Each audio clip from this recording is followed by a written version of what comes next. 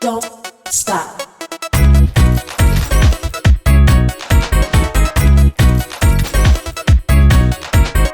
Don't stop. Don't stop. Don't stop. Don't.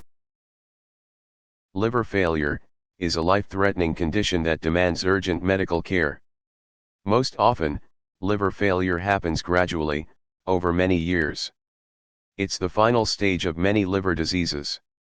But a rarer condition known as acute liver failure happens rapidly, in as little as 48 hours, and can be difficult to detect at first. Liver failure happens when large parts of the liver become damaged beyond repair and the liver can't work anymore.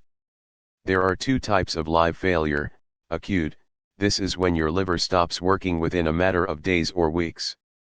Most people who get this don't have any type liver disease or problem before this event.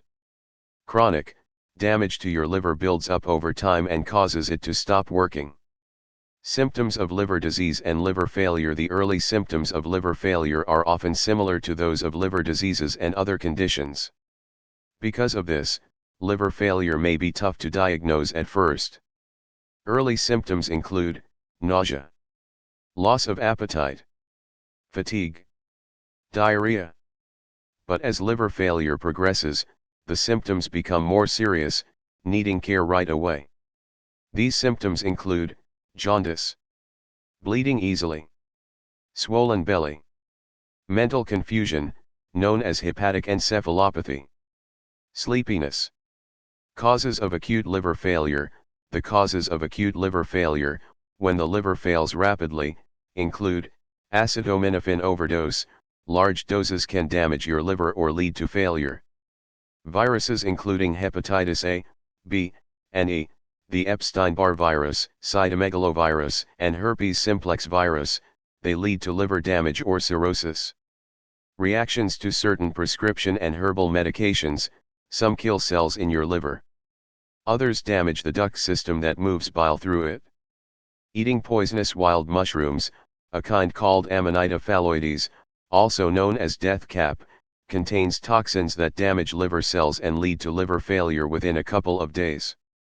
Autoimmune hepatitis, as with viral hepatitis, this disease, in which your body attacks your liver, can lead to acute liver failure.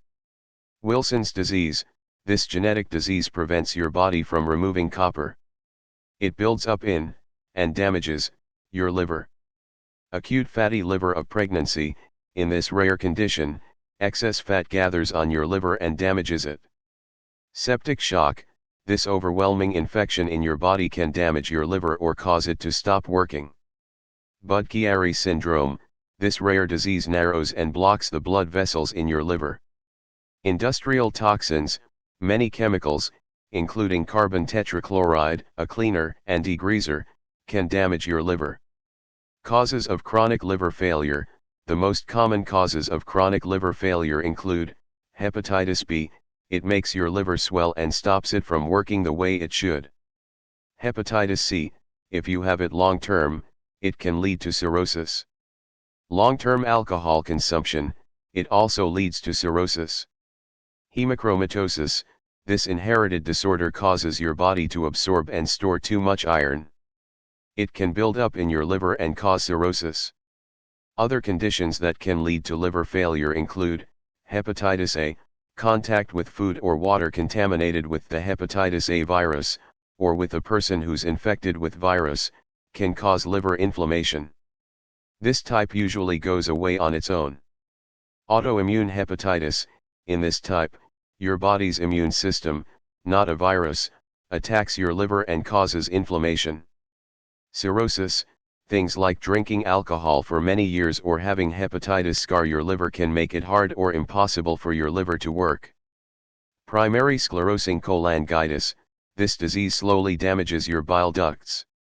It mostly affects young men. Oxalosis, this is when your kidneys can't get rid of calcium oxalate crystals through your urine. Wilson's disease, people with this rare inherited disease store too much copper in their brain and liver. Alpha-1 antitrypsin deficiency, this genetic condition can lead to lung or liver disease. Liver cancer, People with long-term hepatitis B or hepatitis C often get this. Liver adenoma, this is when benign liver tumors are on an otherwise healthy liver. This often affects women between ages 20 and 44. Fatty liver disease, extra fat cells can build up on your liver. Non-alcoholic fatty liver disease often affects people who are overweight, obese, or have high cholesterol. Alcohol-related fatty liver disease affects heavy drinkers. Alcoholic hepatitis, liver inflammation that results from heavy or long-term drinking. Alagille syndrome, a genetic disorder that results in fewer bile ducts than normal in the liver.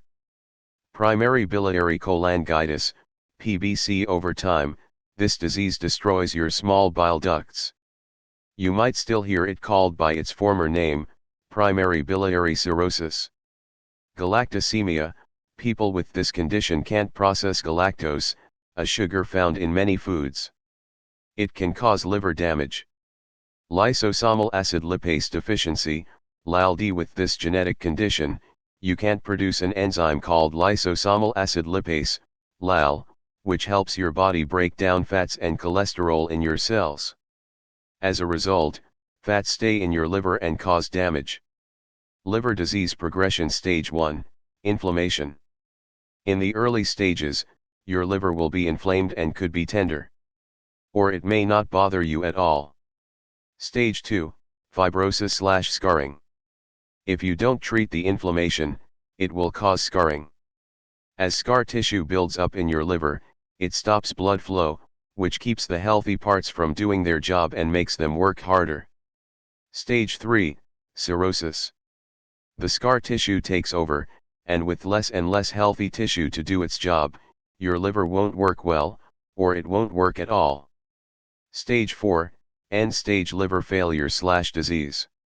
This is an umbrella term for several conditions, including swollen liver, internal bleeding, loss of kidney function, fluid in your belly, and lung problems.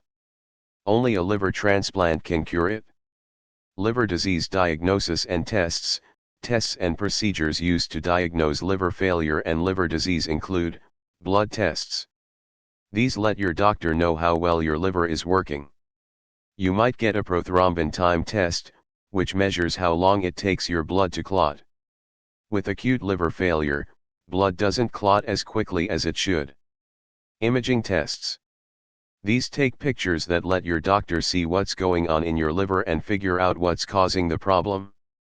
He may recommend ultrasound, abdominal computerized tomography, CT, scanning, magnetic resonance imaging, MRI, biopsy. The doctor will use a needle to remove a small piece of liver tissue and look at it in the lab.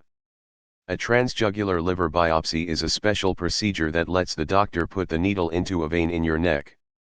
How is liver failure treated? Medication. Acetylcysteine can reverse acute liver failure caused by an acetaminophen overdose. But you have to take it quickly. There are also medications that can reverse the effects of mushrooms or other poisons. Supportive care. If a virus causes liver failure, a hospital can treat your symptoms until the virus runs its course. In these cases, the liver will sometimes recover on its own. Liver transplant. If your liver failure results from long-term damage, the first step may be to try to save whatever part of your liver still works. If that fails, you'll need a liver transplant. Fortunately, this procedure is often successful. Complications of liver failure. Doctors will work to prevent complications, which include cerebral edema. Fluid buildup is a problem with liver failure. In addition to your belly, it can also pool in your brain and lead to high blood pressure there. Blood clotting problems. Your liver plays a big role in helping your blood clot. When it can't do that job, you're at risk of bleeding too freely. Infections, like pneumonia and UTIs. End-stage liver disease can make you more likely to get infections. Kidney failure. Liver failure can change the way your kidneys work and lead to failure.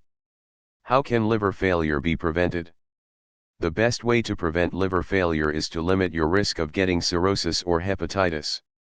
Here are some tips to help prevent these conditions. Get a hepatitis vaccine or an immunoglobulin shot to prevent hepatitis A and B. Eat a proper diet from all of the food groups. Maintain a healthy weight. Do not drink alcohol in excess. Avoid alcohol when you are taking acetaminophen. Practice proper hygiene. Since germs are commonly spread by hands, be sure to wash your hands thoroughly after you use the bathroom. Also, wash your hands before you touch any food. Don't share any personal toiletry items, including toothbrushes and razors. If you get a tattoo or a body piercing, make sure the conditions are sanitary and all equipment is aseptic, free of disease-causing germs. Be sure to use barrier protection, condoms, when having sex. If you use illegal intravenous drugs, don't share needles with anyone.